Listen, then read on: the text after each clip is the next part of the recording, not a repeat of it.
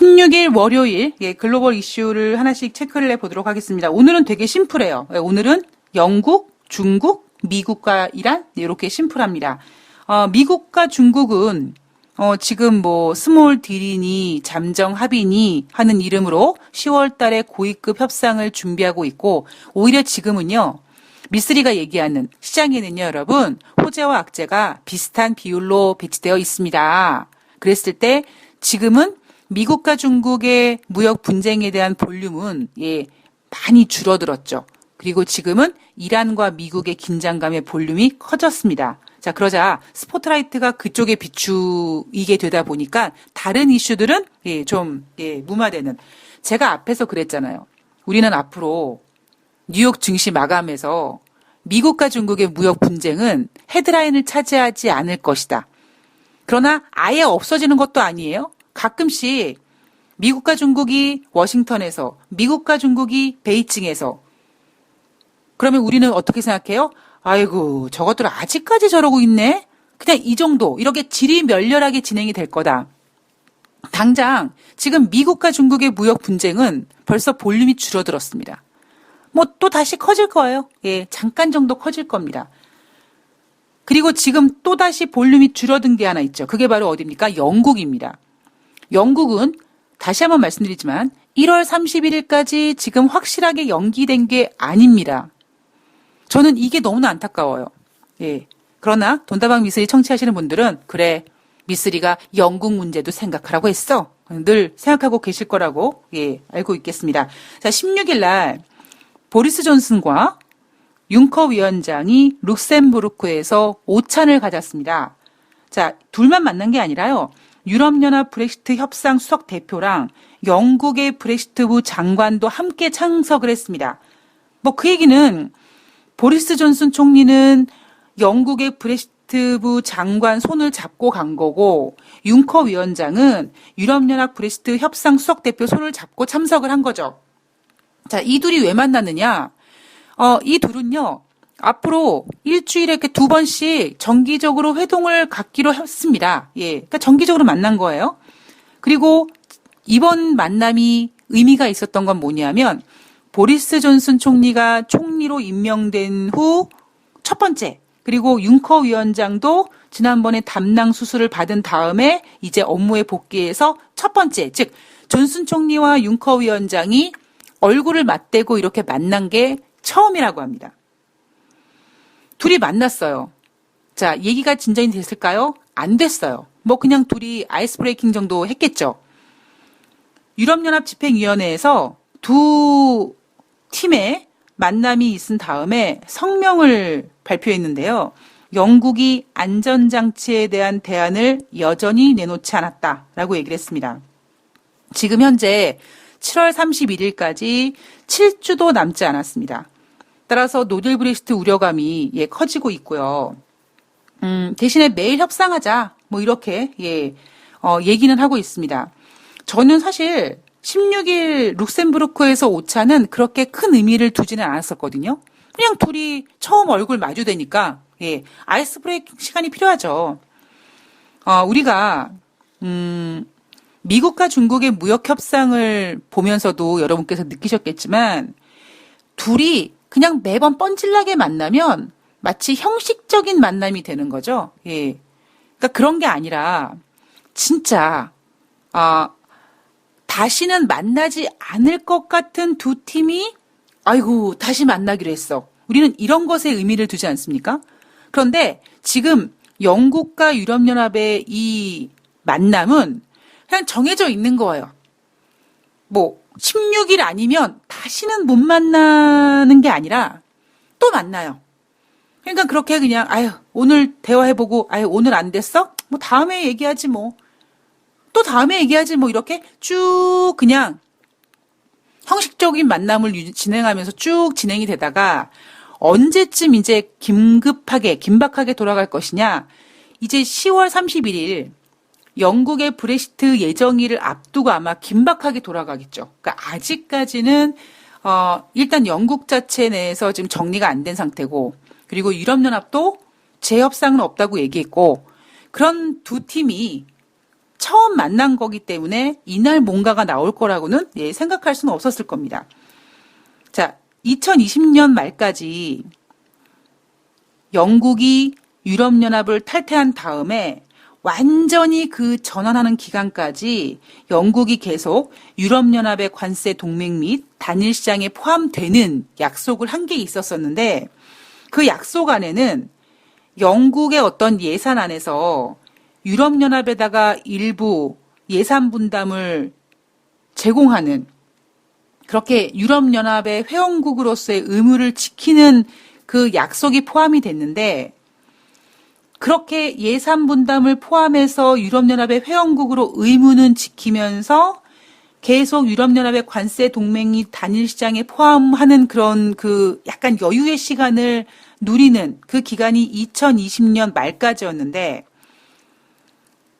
관세 동맹 및 단일시장에 대한 어떠한 그런 혜택은 2020년 말까지 누리지만 유럽연합 기관 및 의사결정기구에 영국이 참여하는 건 안 되는 거죠. 그런데 보리스 존슨 총리가 뭐냐면 나 그거 2020년 말까지 전환기간 연장하는 거 필요 없어. 안 해. 그냥 우리 영국은 10월 31일까지 유럽연합을 떠날 거야. 예, 여전히 강경합니다. 영국 문제. 여러분들께서 저한테 영국 어떻게 될 것 같아요? 라고 물어보신다면 진짜 솔직하게 모르겠어요. 예. 야당이 진행하는 거를 보면은 어찌 보면은 제 국민투표까지 가거나 혹은 일단은 유럽연합에다가 부탁해서 1월 31일까지 일단 연기하는 게 가장 좋은 카드라고 생각을 하거든요. 문제는 뭐냐면 지금 총리가 그럴 생각이 없다라는 점. 예. 그리고 무엇보다 제가 조금 걱정하는 건 뭐냐면 시간이 너무 없어요. 그래서 지금 융커 위원장과 총리가 이렇게 만나면서 어찌 보면 9월 달 안에 뭔가 가닥을 잡아가야지만 될 텐데 그렇지 않고 시간에 계속 쫓기다 보면 어쩌면 보리스 존슨 총리가 원하는 대로 10월 31일 날 영국이 노딜 브렉시트라도 하고 그리고 11월 초에 총선을 해서 보수당이 과반수에서 60표가 넘는 표까지도 얻어내는 지금 이 표가 보리스 존슨한테 너무나 강력한 히든카드이기 때문에 쉽게 꺾이지 않을 거라는 거죠. 그리고 제가 영국 문제에 대해서 어찌 보면 미국과 중국의 무역 협상은 제가 늘 말씀드리지만 미쓰리가 봤을 때는 되게 심플하다고 했잖아요. 자, 미국이 여전히 짱 먹고 있고 중국이 많이 컸다 아이가. 근데 미국 입장에서는 저 중국이 자꾸 위협적이고 자꾸 걸리적거린다라는 거죠. 근데 중국이 원하는 거는 미국을 이기고 싶은 생각이 있는 게 아니라 미국이랑 어깨를 그냥 나란히 그냥 안고 싶을 뿐인데 미국은 그게 용납이 안 됐던 거고 그래서 중국을 공격했는데 중국이란 나라가 예상외로 잘 버텼고 어찌 보면 그거는 중국 국민들의 어떤 성향이겠죠? 예, 만만디. 예. 넓은 땅덩어리에서 그래 시간은 내 편이다라고 하면서 그런 버티기 작전 어떤 그런 작전이 먹히다 보니까 미국이 원하는 대로 되지 않았고 시간이 지나가면서 미국이 좀 이렇게 뭔가 시간적으로 쫓기면서 트럼프 대통령이 불리해졌고 그래서 둘이 그냥 공식적으로 자존심 때문에 둘이 만나서 서로 사인하고 없었던 일 이렇게 하기엔 조금 쪽팔리니까 그냥 이렇게 지리멸렬하게 이렇게 이야기 이렇게 쭉 이어가는 걸로. 미국과 중국의 무역 분쟁은 너무나 심플했어요. 근데 영국이 보이지 않는 이유는 뭐냐면 앞서도 한번 말씀드렸듯이 너무나 머릿수가 많아요. 영국 보수당 내에서도 브렉시트 하자 말자 야당들도 마찬가지죠. 거기다가 지난번 5월달 의회에서 제1야당 노동당이 참패했습니다. 그리고 그 다음 당들이 그 외의 야당들이 입심이 좀 커졌어요. 그런데 지금 제러미 코빈 야당 대표가 자기가 임시 총리를 맡아가지고 이거를 막 휘둘리려고 하고 있어요. 그리고 지금 보리스 존슨 총리와 보수당과 야당의 의견이 다 다르고요. 예. 거기에다가 지금 영국 내에서도 정리가 안 되고 있는데 유럽연합이랑도 지금 아직 합의가 안 된 상태고, 물론 합의는 봤죠. 합의를 예전에 받긴 봤는데 그게 이제 영국 내에서 통과가 안 된 거죠. 그러니 유럽연합 입장에서는 쟤네 영국 뭐 하는 짓이야 저거. 실컷 우리랑 합의한 다음에 뭐 지네들끼리 뭐 아니 집안일로 그냥 우리랑 합의한 거를 갖다 무마시켜버리고 다시 합의하자고 저런 싸가지가 어딨어. 뭐 이런 관점이고. 그러다 보니까 만약에 영국이 1월 31일까지 연기해 주십시오라고 부탁을 해도 유럽연합이 그냥 융커 위원장이 오케이 이게 아니라 영국을 제외한 27개국이 만장일치를 해줘야 된다고 하니까 너무 머릿수가 많아서 시나리오가 안 나오는 거예요. 영국 문제가 제가 계속 걱정하는 이유가 사이즈가 보이지 않아요. 그러니까 우리가 그런 게 있잖아요. 뭐 알고 있는 악재는 더 이상 악재가 아니다라고 얘기하는 것처럼 미국과 중국의 어떤 상황은 대충 사이즈가 나오는데 지금 영국 문제는 도대체 얘네가 어떻게 될 거야? 아마 글쎄요. 한 10월 보름 정도, 한 10월 중순 정도 가야지만 뭔가 윤곽이 나오지 않을까 싶습니다. 왜냐면 10월 중순 가야지만 의회가 다시 열리게 되고 물론 보리스 존슨 총리가 또 의회를 정의시킬지 모르겠습니다만 일단 한 10월 중순 정도 가야지만 영국 문제는 윤곽이 나오지 않을까. 그럼 결국 그때는 브렉시트가 보름 정도밖에 남지 않은 않은 기간이거든요. 그래서 영국 문제는 진짜 모르겠어요. 예. 자, 영국은 어쨌든 이렇습니다. 영국이요. 뭐 노딜 브렉시트가 되고 안 되고 연기가 되고 안 되고 이런 모든 것들에 대한 불확실성이 지금 힘들게 한다는 거죠. 자, 그리고 중국으로 넘어가 보면 내년도 중국의 경제 성장률이 5% 아래로 떨어질 것 같다. 자, 리커창 총리도 6% 성장률 유지하는 거 쉽지 않을 것 같다라고 인정했다고 합니다. 그리고 일각에서는 뭐 옌병아 무슨 2020년에 5% 미만이야. 야, 당장 중국 3분기 때 5% 미만 될 것 같아. 이렇게 보고 있고요. 여러분들 2015년 8월 달 기억하실 겁니다. 2015년 8월 달에 8월 하순에 중국 증시가 크게 하락했던 적이 있었습니다. 그 이유가 뭐냐면 중국이 25년 만에 드디어 경제 성장률이 7%가 깨진다. 그리고 2019년 올해 경제 성장률은 이미 이제 7%는 물 건너갔고 6.0에서 6.5% 정도 예상하고 있는데 지금 당장 3분기의 경제 성장률이 5%대 후반으로 떨어질 수 있을 것 같다는 우려감이 나왔습니다. 그리고 당장 16일 날 발표된 중국의 경제 지표가 8월 달 산업 생산이 전년 대비 4.4% 증가했다. 자, 월가 예상은 5.2% 증가를 예상했는데 월가 예상보다 부진했고요. 이 전년 대비 4.4% 증가율은 2002년도 2월 달 이후에 최저치라고 합니다. 그래서 지금 중국은 계속해서 경기 부양책을 피고 있죠. 앞서서 9월 16일부터 금융회사 지급 준비율을 0.5% 인하하겠다고 해서 16일부터 실시가 되고 있고요. 그리고 10월 15일, 11월 15일 이렇게 0.5%씩 중소기업을 위한 은행들에게 지급 준비율을 인하해주는 그런 강력한 경기 부양책을 펼치고 있습니다. 근데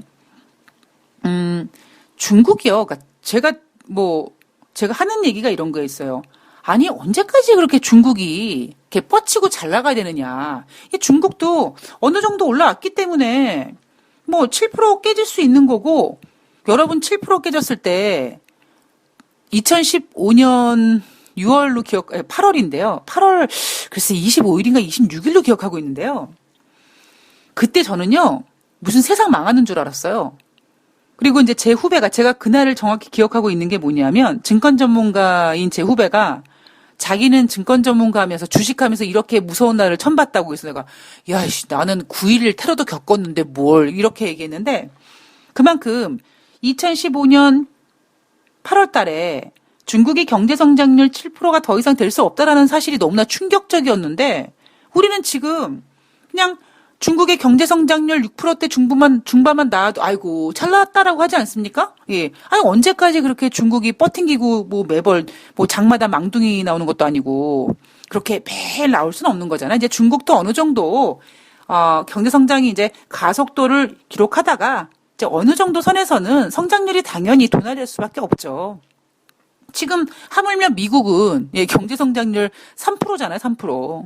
그러니까 중국도 이제 저는 뭐 5% 이하로 떨어질 거라는 건 당연히 그렇게 생각하고 있고요. 한 중국은 한 4% 정도 때까지 이제 경제 성장률이 떨어지지 않을까, 예, 그렇게 보고 있습니다. 어쨌든, 예, 그래도 우리는 그나마 중국이 어찌 보면 기회의 시장이고, 그래서 중국의 경제 성장률을 되게 의미 있게 보죠. 그래서 이날 같은 경우에는 중국의 경제 성장률이 이제 내년도에 6% 어려울 것 같다. 뭐 내년도까지가, 야, 올해 3분기에 6% 안 될 것 같아. 뭐 이런 우려감이 예, 시장에 예, 나왔었습니다. 자, 다시 이란과 그리고 이제 미국 이야기로 넘어가 보면 아까 일부에서 사실 뭐 하고 싶었던 얘기 제가 다 한 것 같은데 당장 16일 날 또 하나의 사건이 일어났습니다. 그게 뭐냐면 이란이 경유를 밀수하려던 선박 한 척을 납포했다라고 발표했습니다. 아랍에미리트로 향하던 선박이었고요. 선박에 타고 있던 11명을 체포했다고 합니다. 그런데 국적은 발표하지 않았어요. 어느 나라 선박이다라는 건 발표하지 않았습니다. 자, 지금 미국과 이란이 이렇게 긴장하고 있는 상황 속에서 다시 이란이 어떤 다른 국적은 발표하지 않았지만 이란이 이란 선박을 납포할 일은 없죠. 그럼 결국 이란이 납포한 어떠한 선박은 영국 선박일 수도 있고요. 그죠? 뭐 사우디 선박일 수도 있고요. 따라서 지금 미국과 이란의 긴장감이 진행되는 가운데 또 이러한 문제가 또 하나 플러스됐다. 결국 이 얘기는 지금 이란이 계속해서 미국을 자극하고 있습니다. 그게 트럼프 대통령의 인내심을 자극하는 건지, 아니면 이란과 미국과의 협상에서 뭔가 좀 유리하게끔 끌어내기 위함인지 모르겠습니다만, 아니면 이란 입장에서 트럼프 대통령 너 노벨 평화상 타고 싶지? 얼만큼 버티나 보자 이렇게 약 올리는 건지 모르겠습니다만, 예, 일단은 트럼프 대통령이 지난번에 그 GDP 경제 성장률 2.0을 확인한 다음에 조용히 침묵하고 있으면서 많은 장고의 시간을 가졌던 게 아닌가. 그래서 지금 트럼프 대통령이 진행하고 있는 어떤 분위기는요. 글쎄요. 저만 그렇게 느꼈는지 모르겠습니다만 예전과는 좀 기류가 달라졌어요. 그러니까 제가 아까 앞서 일부에서도 말씀드렸던 것처럼 북한과의 문제, 예, 트럼프 대통령 절대 급하지 않을 겁니다. 그렇다고 뭐 북한이랑 다시 사이가 안 좋아진다 이건 아니지만 일단 지금 트럼프 대통령이 가장 집중하고 있는 거는 GDP 경제 성장률일 거예요. 그러기 위해서 일단 증시라든가 그리고 그 증시가 하락하는 이유는 뭐 경기 침체라든가 아니면 실물 경제의 어떤 피해라든가 이런 것들로 인해서 증시가 하락하는 거니까 북한 문제는 계속 ING. 그러나 트럼프 대통령이 평양을 간다. 예, 당장 가지 않습니다. 예, 제가 트럼프라도 안 가요. 예, 그거는 어찌 보면 트럼프 대통령이 평양을 갈 수 있다라고 되게 긍정적으로 생각하시는 분들은 너무 착하신 분이라고 저는 생각을 하고 있고요. 예, 제가 트럼프라도 평양 당장 안 갑니다. 지난번에 그 판문점에서 6월 30일인가요? 6월 30일 날 그 G20 정상회담 오사카 편을 끝내고 판문점으로 날아와서 김정은을 만났던 건 뭐냐면 어찌 보면 북한과의 관계를 위함이라기보다는 그때 G20 정상회담 오사카 편에서 시진핑한테 졌거든요. 그러니까 빈손으로 미국 갈 수 없으니까 미국과 중국의 무역 협상에서 그때 트럼프 대통령이 뭐 해줬습니까? 관세 더 이상 부과하지 않겠다. 그리고 화웨이 풀어주겠다. 그거 중국한테 선물로 주고 중국은 콩 사주겠다. 이거 얘기 왔다 갔다 한 거기 때문에 냉정하게 평가했을 때 트럼프 대통령이 밀린 협상이었단 말이에요. 그러니까 그거를 커버하기 위해서 판문점에 와서 김정은을 만난 거지 판문점에 와서 트럼프 대통령이 판문점을 넘어서 북한까지 몇 걸음 갔다고 바로 평양을 갈 수 있는 상황은 아니라고 생각을 합니다. 그리고 중국 문제도 마찬가지고요. 중국 문제는 뭐 지리멸렬 이런 식으로 갈 거라고 제가 계속 언급을 해드렸고요. 그리고 이제 가장 관건이었던 게 뭐냐면 노벨 평화상. 예, 제가 봤을 때는 근데 그 노벨 평화상도 이번에 트럼프 대통령이 깊은 장고에 빠져서 그래 어차피 내가 대통령 재선할 건데 뭐 젠장 맞을 뭐 노벨 평화상 이번 한 번만 주나? 다음에도 주지? 그러면 어차피 이렇게 된 거 북한의 문제는 내가 재선을 해서 내 임기 마지막쯤 됐을 때 흔히 우리가 그냥 마무리하는 예. 저는 사실 어렸을 때 그 시마이라는 게 무슨 뜻인지 몰랐거든요. 근데 어른들이 자꾸 시마이 해서 저도 모르게 어렸을 때 시마이란 말을 되게 자주 했어요. 그러니까 할머니께서 야, 그 시마이란 말 쓰는 거 아니야? 안 좋은 말이야. 그래서 나중에 이제 고치게 됐는데 그래도 아직까지 뭔가 이렇게 마무리 이런 얘기 했을 때 이렇게 시마이가 되게 불쑥불쑥 나오게 되는데요. 그러니까 마치 트럼프 대통령이 내가 임기 이제 끝쯤 됐을 때 이제 뭔가 마무리하는 그런 그때 마무리할 생각. 그렇다면 결국 이란과의 문제 같은 경우도 그때 북한 문제를 처리하면서 그때 노벨 평화상 받으면 되는 거니까 이란 문제를 굳이 노벨 평화상에 연결시키지 말고 중동 지역의 평화를 위해서 우리 미국은 우리가 원유 생산하고 우리가 원유 자급자족하고 하물며 수출하고 그런 나라인데 어찌 보면 우리 미국은 그 중동 지역과 하등의 상관이 없는데 그 중동 지역 호르무즈 해협을 왔다 갔다 하는 다른 동맹국들을 지켜주기 위해서 우리가 지금 그렇게 항공모함을 지금 포진시켰다. 뭐 그러한 명분이라면 중동 지역의 평화를 위해서 그러니까 평화를 지켜주기 위해서 이란이랑 맞짱 뜨는 부분에 있어서 뭐라고 할 수는 없거든요. 그리고 이란과 맞짱 떴을 때 분명히 미국 내에서 어떤 여론이라든가 이런 것들이 분명히 트럼프 대통령한테 불리하지는 않을 겁니다. 그래서 저는 북한 문제라든가 북한 문제와 노벨 평화상과 이란과 어떤 얘기하면서 받는 노벨 평화상은 자기가 대선 이후에 중국은 이렇게 지리멸렬 가장 중요한 건 이제 경제 대통령인 거죠. 자, 트럼프 대통령이 우리는 공격할 준비가 되어 있다. 자, 폼페이오도 우리는 모든 국가에 공개적으로 명백하게 이란의 공격을 규탄할 것을 촉구했다.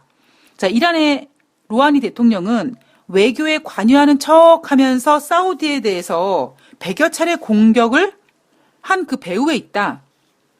자, 이란은 미국 저 미친놈들 저거, 야, 니네가 우리 이란을 최대 압박하다가 이제는 그거 안 되니까 그냥 최대 거짓말을 하는구나. 이렇게 반박을 했고요. 일부 외신은 이라크가 공격한 거다. 이라크 내 반군이 공격한 거다. 라는 썰도 내놨습니다. 자, 백악관 선임 고문은 이란이 이번 공격에 책임이 있다. 미국은 이란의 악의적 공격에 대해 여러 대응 방안을 검토하고 있다.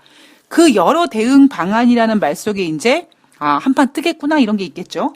익명의 미국의 고위 관리자가 이란이 순항미사일 10여 발과 드론 20기를 동원해서 사우디를 공격했다. 즉 드론만 가지고 공격한 게 아니라 미사일까지 동원했다.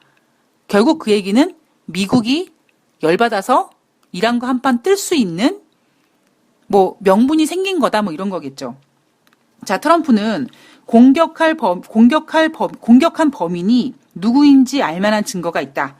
공격 주체가 확정만 된다면 공격할 준비가 되어 있다. 뭐 장전되어 있다라는 표현을 썼다고 하죠. 그래서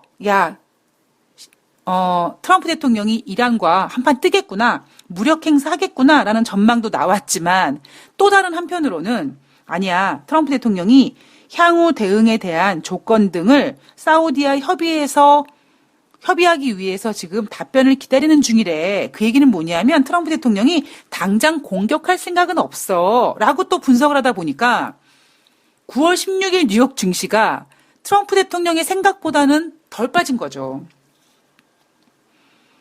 그러니까 트럼프 대통령의 입장으로는 9월 16일 증시 하락이 좀 아쉬웠을 겁니다. 그래서 만약에 제가 트럼프라면 9월 16일 뉴욕 주식시장을 좀 크게 하락시켜서 이번 주에 있는 제롬 파월 연준 의장을 겁먹게 해서 금리를 확실하게 인하시키는, 그리고 어차피 9월 16일 날 만약에 뉴욕 증시가 크게 하락하는 이유는 뭐냐면 트럼프 대통령이 장전되어 있다. 이렇게 겁을 세게 주고 연준을 겁나게 해서, 그러니까 나 이란과 맞짱뜰 준비되어 있어. 나 장전되어 있어. 뭐 누군지 공격한 범인이 누군지 나오기만 해봐. 나 붙을 거야. 이렇게 위협적으로 한 다음에 증시가 크게 하락하면 사실 만약에 그렇게 뉴욕 증시가 만약에 16일 날 크게 하락했을 때 국제 유가가 이렇게 계속 급등하는 거를 가정했을 때 한 2, 3일 정도 가거든요. 뉴욕 증시 하락이. 그러면 연준이 금리를 인하할 거고. 그럼 연준이 금리 인하하는 거 본 트럼프 대통령은 에이, 나는 이란이랑 대화할 거야. 에이, 뭘 무력 써. 나 그냥 이란이랑 대화할 거야. 이렇게 할 수 있거든요. 그럼 트럼프 대통령이 장전되어 있어. 이 얘기 취소하고 나 이란이랑 대화할 거야. 이 얘기 한마디 하면 다시 증시는 이란과 미국과의 긴장감을 완화시켜 줄 수 있는 그런 반전 분위기로 돌아갈 수 있기 때문에 트럼프 대통령은 어쩌면 9월 16일 날 뉴욕 주식시장 하락이 좀 아쉽지 않았나. 빠지려면 좀 더 빠지지. 근데 생각보다 덜 빠지니까 아이고 요 정도 빠져서 제롬 파월 연준 의장이 눈 하나 깜빡하지 않겠구나 라는 것에 대한 조급함을 느낀 트럼프 대통령이 9월 16일 뉴욕 증시가 끝나자마자 연준을 압박한 거죠. 야, 국제유가가 저렇게 올라가고 있는데 너 뭐 하고 있는 거야? 라고 하면서 연준을 압박합니다. 트럼프 대통령이 연준을 압박하는 이유는요. 예, GDP 경제 성장률, 예, 경제 대통령의 메달이 너무나 간절히 필요합니다. 자, 어쨌든 사우디가 공습을 받아서 국제유가가 꽤 많이 상승을 했고요. 이 상승이 사실 미국의 그 비축류도 있고 수요량도 감소하고 있고 그다음에 금방 사우디에서 회복할 거고 또 이런 이야기들 때문에 오래 가지 않을 거야. 뭐 이런 의견들이 팽배하다 보니까 지금 시장에서는 의외로 이 사우디 문제에 대해서 그렇게 크게 우려하고 있는 것 같지는 않습니다. 그리고 무엇보다 지금 이렇게 경기를 부양하겠다고 하는 상황 속에서 국제 유가 급등으로 증시가 크게 하락하고 이거는 굉장히 큰 오히려 정말 울고 싶은 사람한테 뺨 때리는 격으로 돈을 푸는데 경기가 더 안 좋아져. 굉장히 안 좋은 상황이 벌어질 수 있으니까 아마 그거를 좀 막기 위해서 언론 플레이가 좀 진행되고 있는 게 아닌가 뭐 그런 생각을 했습니다. 자, 우리가 물이 반병 담겨져 있는 통을 보면서 물이 반밖에 남지 않았네. 아니면 물이 반씩이나 남았네. 이렇게 마음먹기 달렸다라고 생각하고 있잖아요. 돈다방 미쓰리는 이런 것 같아요. 시장이 좋을 때는 여러분 시장이 나쁜데 지금 시장이 좋은 게 아니에요. 이렇게 얘기하는 게 아니라 시장이 좋을 때는 여러분 너무 흥분하지 마시고 이렇게 악재 같은 거를 확인하고 가세요. 라는 그런 방송이고 어떤 악재가 터졌을 때 그 악재를 좀 여러 가지로 해석해 보자. 그러니까 여러분들께서 만약에 9월 16일 뉴욕 증시가 하락한 것을 걱정하신다면 돈다방 미쓰리는 이런 얘기들이잖아요.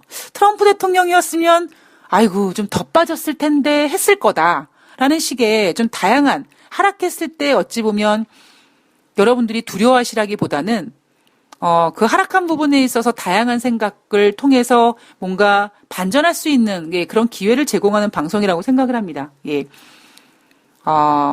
증시가 올라갈 때는 좀 침착하게 그리고 증시가 하락할 때는 좀 냉정하게 그런 메시지를 전해드리는 돈다방 미쓰리가 될 수 있도록 앞으로 더욱더 열심히 노력을 하겠습니다. 자, 오늘 하루 화이팅 하시고요. 저는 10월이 아니죠. 저 벌써 10월이고 싶은가 봅니다.